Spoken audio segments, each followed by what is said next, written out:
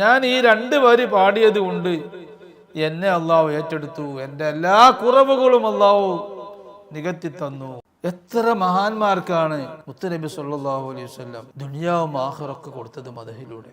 ഈ മൗലിദുൽ ഹുസ്നയിൽ തന്നെ പറയുന്നുണ്ട്, ലിസാനുദ്ദീനുൽ ഖതീബുൽ ഉന്ദുലുസി ഒരു വലിയ മഹാനായിരുന്നു. പക്ഷേ അവരെ പറ്റി ജനങ്ങൾക്കറിയില്ല.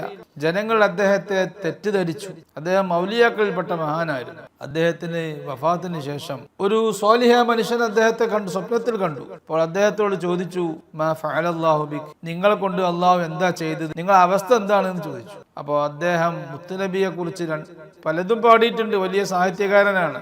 മുത്തുനബിയെ കുറിച്ച് പാടിയ കൂട്ടത്തിൽ 2 വരി, യാ മുസ്തഫം മിൻ ഖബ്ലി നശ്അതി ആദമി വൽ കൗനു ലം യുഫ്തഹ് ലഹു അഗ്ലാഖു അയറൂബു മഖ്ലൂഖുൻ സനാക ബഅദമ അസ്ന അലാ അഖ്ലാഖികൽ ഖല്ലാഖു. ആദം നബിയെ പടക്കുന്നതിന് മുമ്പ് തന്നെ അല്ലാഹു തആല അള്ളാഹുവിൻ്റെ മുഖറബായ അടിമയായി തെരഞ്ഞെടുത്ത നബിയെ അന്ന് സൃഷ്ടികളിൽ പലതും പടക്കപ്പെട്ടിട്ടില്ല. അങ്ങയുടെ മദ്ഹ് പറയാൻ ഞാൻ ഒരുങ്ങേണ്ടതുണ്ടോ?